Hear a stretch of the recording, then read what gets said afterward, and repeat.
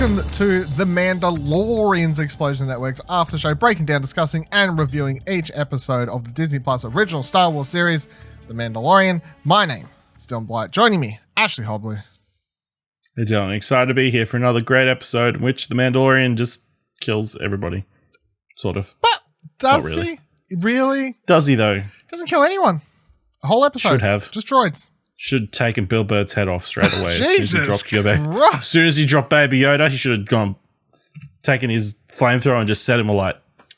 Wow, this is come out guns blaring, literally, on this one.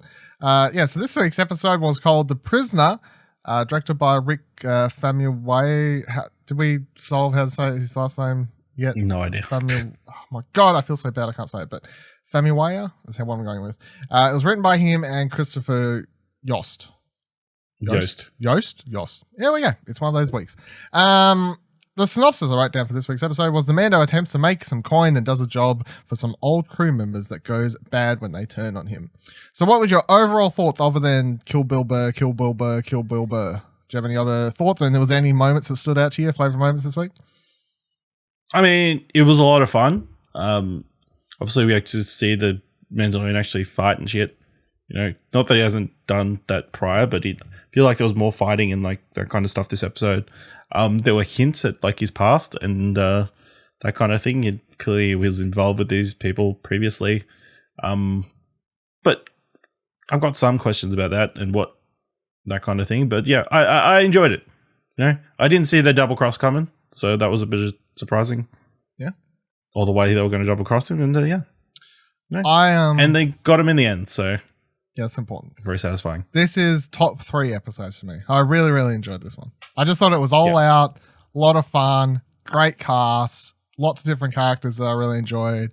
I enjoyed the Easter egg stuff in this episode more than last week's because all the Easter eggy type stuff in this is like very inside baseball, whereas last week's Easter eggy stuff was all like we're on Tatooine and stuff, and whereas the Easter egg, which I'll point out as we get to them for this week, had me more like, oh, that's good. Oh, that's that person. Like, oh, that's exciting. Even just having some of the actors show up, just playing this, like, we'll get to it. We'll get to it as I get here. I'll point them out as I do it. But there's so many moments where I was like, that's all.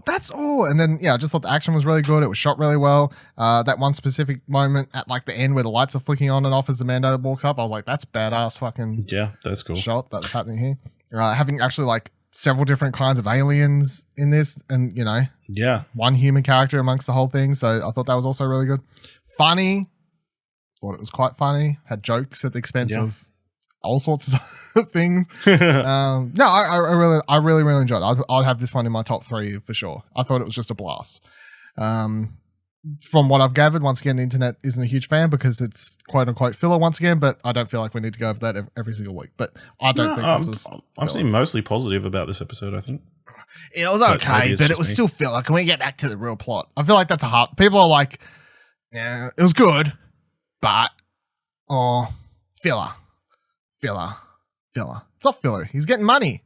What the fuck is he supposed to do? It's called The Mandalorian. Everyone thought that... Didn't we think when this show was starting, weren't people on board with it as the idea of the show being week by week you'd be doing a bounty? Wasn't that what everyone thought going in? And then as soon as the Baby Yoda thing happened, everyone's like, well, fuck, it better be like a very straight, narrow story now. Yeah. Anyway. All right, so let's jump into the actual episode, go over everything that's happened. So the episode starts with Mando docking his ship inside some sort of... big base ship space thing, and then he lands there and straight away he starts talking with Ranzar Malk, who the Mando very easily gather that the Mando's reached out for him because of course he's after a job. That's what he was after. He couldn't find a job in Tatooine. Obviously he needs money. He just keeps getting it, losing it, getting it, losing it. So very, very quickly the show's like, he's out of money, he needs money. He's reached out to this person, someone he's known for a job. This person's like, no questions asked. I've heard you got problems with the Bounty Guild. Whatever, don't care. Like, let's work still anyway. Ranzar's played by Mark Boone Jr., which I thought was this. As I said, this episode's got lots of great little actors and little parts in it. So straight away I was like, I'm enjoying him as this person. So he wants him on the team that he's putting together because he basically wants Mando's ship. is what he says. He's like, don't really need you. We've already got like 4 other people, but we need your ship. So you kind of come with the deal. So you're going to be part of the team. But by the end of the episode, I'm like, could they have done it without him? No. I think it's interesting that they said they would work together when he was younger. How old is the Mandalorian? I would estimate. So, Attack of the Clones. That happens. We got about. Oh, fuck, this is hard to work. It's kind of hard to guesstimate, isn't it? So, you got about, 18, 20.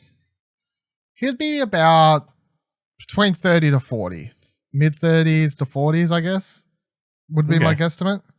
Maybe Mark Boone Jr.'s character ages quicker. I mean, he could have been like 20 something. He could have been the older one. Like he may only be like 50 for all we know, just grey haired and whatever else. But I would put the Mando at around heading towards 40 or around that 35, 40-ish range. Probably. Yeah, okay. Well, that's off the assumption of flashbacks, kid, Clone Wars period, then do some quick sort of maths of what's happening there. That makes sense. Yeah. So he says he needs his ship. So then Branzar goes over and introduces him to Mayfeld, who's played by Bill Burr. And straight away, just want to put it out there now, Bill Burr didn't know I needed him in Star Wars. Absolutely needed him in Star Wars because he was great in this role. I thought he was funny. He was great. He had just like real charm, I guess, on screen. I don't know. It's. I always enjoy when I always enjoy seeing a comedian just like work really well in like things that you wouldn't think they would work for. I'm like, Bill Burr, comedian. Would he work in Star Wars? Probably not. No, I don't see that. And next second you're watching him, you're like, it does work. And also, I'm a fan. This is something I've seen people criticizing. I'm a fan of it though. I really like, and I've kind of talked about this with The Force Awakens, everything. I like when Star Wars expands upon the types of accents that we hear in space. Because to me, there is not a Star Wars quote unquote accent. Some people have problems if there's Star Wars accents outside of like the general like British or normal American, these sort of things that were in the original movies. Here you've got a very like, I'm from Boston, bro. I got the Star Warsy, that's my attempt at the Boston accent, which Bill Burr has. So I have no problem with that. I liked it, but I have seen some people on Twitter criticizing that, which I'm like, whatever, get the hell over it. So he introduces him, and they talk about, he mentions having a history of the Mando and all these things, of course. We then learn that Mayfeld is a former Imperial sharpshooter, and then as he's walking away, he then gets this great line, he wisecracks back, I wasn't a stormtrooper, wise ass, which, that's what I'm saying, Bill Burr's delivery on a lot of these lines was kind of what made them work for me and why I enjoyed them so much. And that's strike one. That was a joke at the expense of the original trilogy. We are yet to get, then there are about to be jokes at expense of old Star Wars. So I kind of enjoyed that. I mean, they start walking over towards the Razor Crest, and then he comments on the ship looking like a Canto Bight slot machine. So I thought, there's a jab towards the new trilogy kind of Last Jedi, of course, Canto Bight slot machine. So that was good. You get references left, right, and center at this episode. He then introduces him to Burr, played by Clancy Brown, which is cool to see because Clancy Brown did the voice of Savage Press in the Clone Wars series, which is Darth Maul's brother. So this is like a old family member kind of coming back in, from who used to do something, coming back in, being part of it again. Then my absolute joy was when they introduced Zero, and I realized straight away who was voicing it, which was Richard Ayoade. And I was like, wow, fucking Richard Ayoade is voicing a character in Star Wars. That's amazing. And anytime he spoke in this episode, I'm like, I didn't know I needed him to voice a droid, but boy, does it work. And I would very much watch more. Have you tried turning it on and off again? Yeah, have you tried turning it off and on? Bang, bang. Yeah, that was great. I would not have called having him appear in this show at any capacity. But also, as I saw someone point out on Twitter, they're like, he's done a voice. There's still a chance, next season after something, he could still appear as a live action character, and that's fine. That's kind of how it works. You can do a voice, you can do live action. You can't, you You can't double dip on two ways. Clancy You can Brown. only show your face once. Yeah. Clancy Brown probably get away with playing a human character still. Like he voices Savage Press, does the Berg, and then he could probably play a human character. It would be fine. I mean, I wouldn't have any problems with that. So, and then the third member that Mando's introduced to is someone that he has a history with, apparently. Don't know how much you want to read into their history, but Xion, who was played by Natalia Tena, or Tina, however you say her name, who most people, I guess, would know from Game of Thrones. I can't remember her character name, but she was the caretaker, The wildling. Who looked after Bran and that for a while. So, or Harry Potter. She played Tonks. Yeah, but I feel like most people would know it these days from most people would do it. Game of Thrones, surely. Yeah. So that's our crew.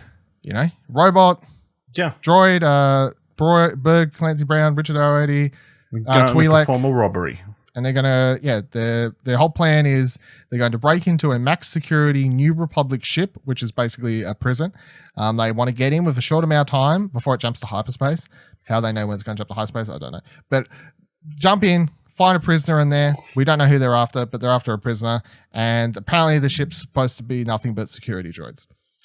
Straight away from the premise, and I think this episode was like 42, 43 minutes, and I feel like it was longer because they spent so much time at the start, like just giving you a couple minutes to introduce all the characters, blah, blah, blah, blah, blah, kind of added to the runtime. Straight away, I was like on board with the premise because we don't actually see much like in anything like comics books at all about like New Republic shit just happening, like New Republic prison ship. I was like, yes, I'm on board. I want to see that. That is exciting. Show me what the hell a New Republic prison ship looks like. So I liked all of this sort of stuff. Yeah. And as I said before, this crew, I really enjoyed all of them. They were all standouts. I really enjoyed the cast, and I enjoyed having different types of aliens and things. So then, the crew take off in the Razor Crest. While they're aboard, Berg is pacing around, and Zero is the one who's flying the ship, while the Mandalorian's in the back with the rest of them. Mando's trying to protect a certain door, which is very obviously to us, the audience, that's where Yeetal's going to be hidden away. And then Xion makes fun of him a little bit by Mayfield starts asking about the helmet and all this sort of thing, and did you have a thing and all this sort of stuff. And then I kind of like it. At times, it feels like the show's kind of written knowing that when people were watching it, there's certain things that people would start making fun of, like the whole "this is the way" thing. Because then she's like, "This is the way," like how people online have been pointing out how corny it is, like how they all say it and these sorts of things. So I very much enjoyed the way that all worked out. And then Mayfield gets his third strike in for making fun of Star Wars by saying, "What are you, a Gungan under that helmet? Misa, don't take off the helmet." Which I was like, "Oh, great, that's funny." It just had swipes in it, everything. I thought it was great how that was hitting home runs. Yeah. Also, it's funny, of course, because you've got the comedian actor doing jokes in the Star Wars. So I was very much enjoying that as well. Berg then pushes Mando, and they seem to get into a bit of a kerfuffle for a second, and then it opens up the door behind them. That's where Yeetal's hiding away. Then Mayfield starts teasing him about Yeetal, goes over and picks him up, and then this is the part where you thought he should have killed him, I guess. Yep. Well, he's very I mean, there's no way around it. He's just manhandling Yeetal, really. So yeah. Bullet straight to the head. Bullet straight to Blaster. The head. Blaster straight to the head. It's like, oops. Don't touch the Yeetal. Yeah. It was hard to watch, but I was just like, they're not gonna something's gonna He dropped he's so small when you drop from that height. Yeah, that was the part that did me more. It was more not like him holding him. I was like that. Don't touch Yeetal. It was more the part where the ship came to that sudden halt, obviously, and they all fell down, and then Yeetal kind of hit the ground and did a little bit of a tumble. I'm like, no, kill him. Kill Bill Burr. So they land horribly because Richard Ayoade only knows how to fly carpets. That is a Mighty Boosh joke because he was in the Mighty Boosh. And then they all start sneaking aboard the ship, the prison ship or whatever we're calling it. And everyone goes before the Mando, and then the Mando eventually jumps inside. And yeah, I mean, New Republic prison ship just it's a bunch of white corridors and doors. That's the people locked away, these sorts of things. They walk past a bunch of prisoners. There was nothing really that stood out to me apart from the same species thing from Solo was in there. From Solo, the Jon Favreau voiced. Character, yeah. Like, obviously, he's not the same character, but species, which I can't remember the name same of the species. Yeah. So they get into this one firefight at one stage as they're coming along because Burr, instead of just destroying this mouse droid, decides to play with it, and then all these droids show up. Punts, yeah. Then all these other droids show up, which I haven't seen before, or I'm not recognizing, and maybe they're in something I don't know, or I'm just not clicking onto it. But I was like, I swear these are new types of droids, like New Republic droids, I guess, which would make sense if they've sort of put their own droids to work. And they have this bit of a firefight with the mole, and it's not going too well.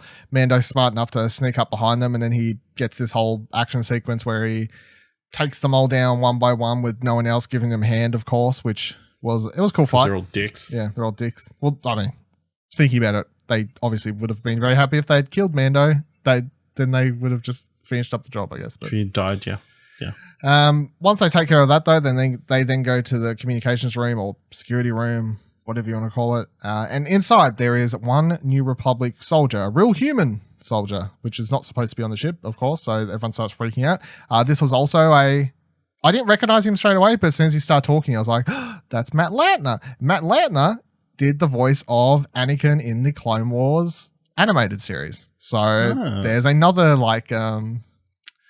tie-in Easter egg. That's what I was saying. All the Easter eggs in this episode were hitting the Clone Wars or whatever, sort of actory type stuff that were working, So that was cool to see. He plays the New Republic soldier in this. And also we haven't seen New Republic soldiers in this before yet. And we haven't seen them in the movies either. So of the whole new trilogy, we haven't seen proper New Republic soldiers. Not like him, not like a goon sort of soldier, we've seen well, he looks very much like a rebel. It does, I guess, yeah. But there might be some in the background of Force Awakens, but not, I mean, they're all army. No, because they're the Resistance. They're not like New Republic soldiers.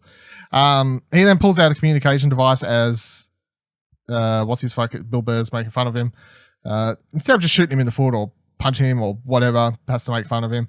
But then the soldier pulls out this device and it's like, hey, press the button. New Republic shows up here very soon, and they'll destroy the whole ship because it's a tracker thing. Yeah. They all get into a bit of a back forth. Mando pulls guns on everyone because he doesn't want the soldier to die. I think there's a thing where it's this episode to me, when you want to come into what's its importance in the big story, this episode's important in the big story is it does a lot to point out that Mando isn't the person that they all think he is, that they know from years ago. All of these people, these mercenaries, Bill Burr, whoever, the Twi'lek character, Quira, fuck, I forgot. They all talk about how when they were all together, he was ruthless and he would do, all these sorts of things. Very much talk about him as this just kill first, ask questions later type character. But this episode does a lot to point, it's he doesn't want to kill the New Republic soldier. He wants him to live. He was hoping there was only droids there. And then, of course, at the end of the episode, they purposely point out how he didn't kill any of the other people and left them locked up on the ship. So that's in the big picture what the importance is. This episode makes a big job to point out that the Mando is not the same person he was. Maybe that we even saw in the first episode, he's definitely changing throughout the progress of this thing. So they argue for a bit.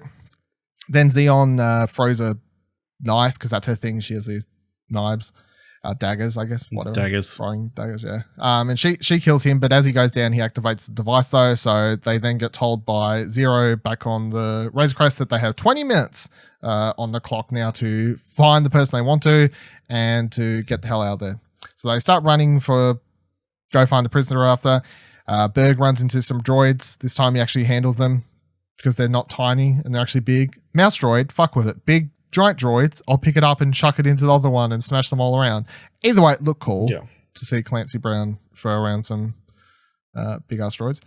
So they finally arrive at the cell thereafter. They open up the door and it's another Twi'lek whose name is Quinn, and we learn is the brother of Xion. That's it. Yeah. I'll remember by the end of the episode, trust me. I'm not going to. Maybe. And he's played by Ismael Cruz Cordova, is the actor who played him. Yeah. Yeah. I have no trivia there. That's the only person I have no trivia for. I'm sorry. And I just wrote it down. I just felt that I was mentioning everyone else. So if I didn't at least mention him, it would be very it would feel like I very much snubbed him. So there you go. So then as they pull him out of the cell, they push Mando into the cell and lock him up. And we find out very quickly as well that Mando and Quinn had a past. He was obviously part of the crew that Mando was with at the time as well. So Mando, not too dumb though. You know, pretty smart when he needs to be. Dumb sometime at the time. So he uses his grapple thing. What do we call that? It's not grapple hook really. It's like a grapple wire. Wire? Yeah, sure. Grapple wire, yeah. Uses grapple wire as a droid's walking past, and he pulls it towards the thing he's locked in, cage, cell. And he fights with it a bit, manages to pull its arm off, and then he uses that to open up his own door, and then he runs straight back to the communications room, whatever we're calling it, and then he starts locking down the entire ship. So then everyone is like, okay, we're on hunting mode now, and they kind of all spread out. They get split up into two parties. Xion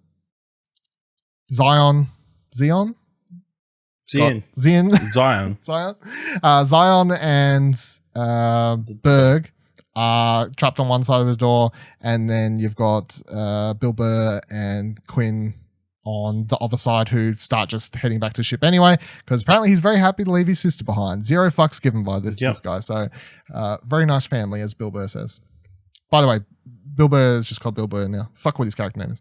Then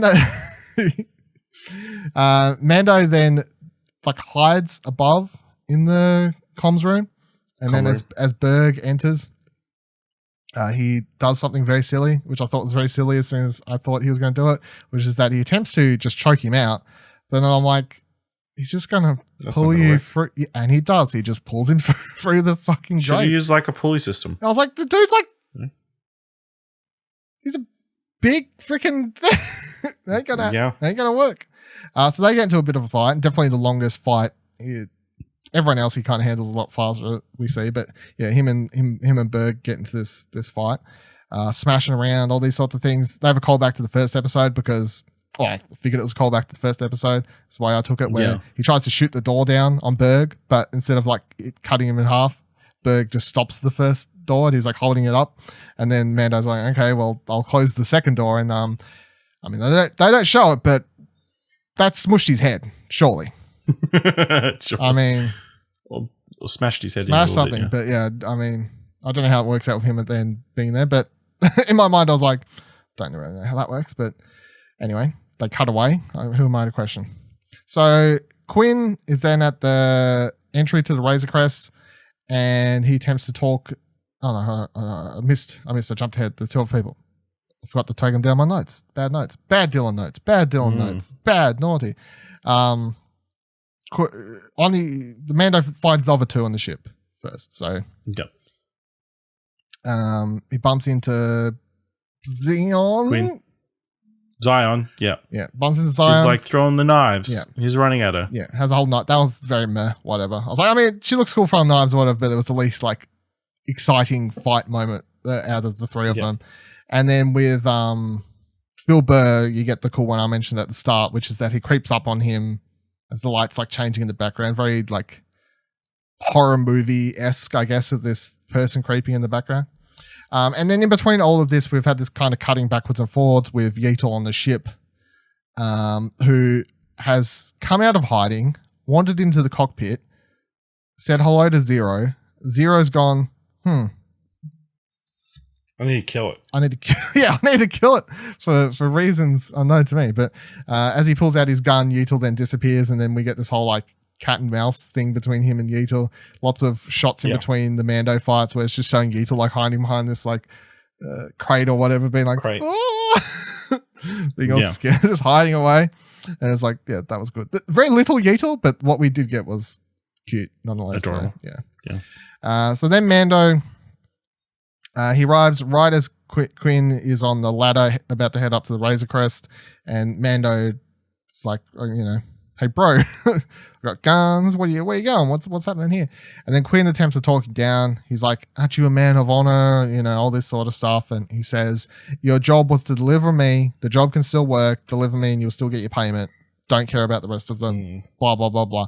And then we cut away at this point. So you're not supposed to know what happens, obviously. But we then cut into the ship again. And Zero's finally found Yeatle. And this was a great moment because Zero opens up this door. Yeatle's in there hiding, and then Yeatle like puts out his hand. I just love how he's like, I've got powers, but I don't really know fully how to work them or how they work or anything like that. So he's just got like the hand out, and then of course Zero's head blows up, but it's the Mando shooting him, obviously. But then Yeatle just like looks down his hand like, oh. I thought that was great. Yeah, I was like, I just appreciated how he just looked down his hands like. Does that like? Didn't know I could do that. Did I do that? Yeah, did I do that? I don't know. Yeah, that was great. So then Mando heads back to the base, delivers Quinn. We find out that he let him live. Gets paid, jumps straight back onto his ship, and then takes off. However, as he's taking off, Ranzar gives the order to kill him, and we start seeing this gunner ship coming out to head after Mando and go kill him, obviously. Yep. But then Quinn finds in his pocket that the Mando hid the New Republic tracker on him, which is now like going like full like beep, beep, beep, beep, like they're about to reply. And then, as I've called them in my notes here, the Directors Guild of X-Wings then appear because all three of them. This was my favorite moment of the episode solely because the first person I saw was Dave Filoni. So in the first X-Wing, of course you would recognize them straight away. That was great. I think if you're listening to this thing at this stage, I think it's very admitted. I'm a Dave Filoni fan. Boy, I wouldn't have recognized him without the. He created. Well, I mean, George Lucas and him technically, but I mean, either way, he's involved with my favorite Star Wars character, so it's hard not to love the guy. So Dave Filoni is in the first X-Wing. The second X-Wing is Famuyiwa. Yeah. Oh my god, the director of the episode, nonetheless, is in the second one, and then Deborah Chow is the third X-Wing. So you've got the three trio of directors that did episodes 1, 2, 3, and then 5, 6. No, 5, 6, 7. Directors Guild of X-Wings, which was great. I love seeing it. This is what I'm saying. The things that were exciting me are like this. I'm like, Dave Filoni's in an X-Wing. I don't know if that's going to hit for everyone, but for me, I was like, Dave Filoni's in an X-Wing. That's great. Good for him. That's cool. And then I was getting real happy because at the end, I wait for the credits because even for bit characters like that, they'll like still have a name because names. Star Wars, everyone has to have a name. That's how it works. You can't not name a bit character in this thing. And I should have wrote it down here. I thought I'd remember it, but it's something Wolf. Trapper Wolf or something like that, which of course right. Trapper Wolf I think it was, which I'm like, that's so good because of course Dave Filoni is a big Wolf fan, and then he brought wolves into the last season of Rebels and made them like such a big important part of that series and everything. So I'm like, that name's so good. He plays a X-Wing New Republic person, Trapper Wolf. So I was getting excited over like the least thing that anyone else is probably getting excited about. I mean, I'm sure there's other people, but Dave Filoni was the best part of the episode. And the New Republic then approaches the base, and then they see the gunner ship coming out. So they're like, they're sending out a gunner ship after us. That's no good. So then they shoot the fuck out of it, and it blows up. And then Mando takes off into hyperspace, and away he goes. Very good play, I would say. At the end, you're like, very good. Very good the way you pulled that. Yeah, very smart. Very smart, I can see. And then he gives a little ball to Yeatle. Yeah. He tells Yeatle, I told you that was a bad idea. Yeah. So it was all Yeatle's fault. Yeah, you can count it. Bring it back in your head that like before the episode starts, he's like in the ship and he's like, I need some money. And Yeatle's like, well, how about you do a job? And he's like, don't nag me. Yeah, and then he goes do the job. I appreciate how he just keeps giving this bowl. Like every time it's like, there's your thing. Yeah. Play with your thing. There's your little piece. The episode does end with that moment I mentioned before, of course, where they cut back to the prison and we see that they're all locked up and he didn't actually kill anyone. Even the people at the end, he didn't actually kill himself, so he just killed he didn't actually kill anyone in this whole episode when it comes down to it. So I feel like that's somewhat important. Any random tidbits or things I've missed that you want to bring up, discuss, talk about? I'm just curious. When are we going to see the Bryce Dallas Howard cameo? I guess. See the only one. Well, no, because I mean, yeah. I guess you're right. Yeah. Yeah. Right. Taika was in the. Taika episode. wasn't a cameo, but he plays a character. So yeah. He plays a character. Yeah. Yeah, he plays a character. Yeah. So Jon Favreau voiced the character. Yeah. Yeah. So. Even though it didn't direct, yeah. That's right. So yeah. Bryce Dallas Howard did get. Well, I mean, we've got a couple episodes left. Yeah, she could be. I'm very doubtful. She could be the person we saw in the last episode. Yeah, imagine that. That's a big twist. Everyone would be so happy. She could be the jingling person. I'm sure everyone would be very pleased about that. But yeah, overall, really great episode. I thought it, pacing was great, action was great, jokes all worked for me. Obviously, I was very excited about random Easter eggy type stuff that was 100% working for me, but hitting all the Easter eggy type Dylan points. So this was an episode made for Dylan.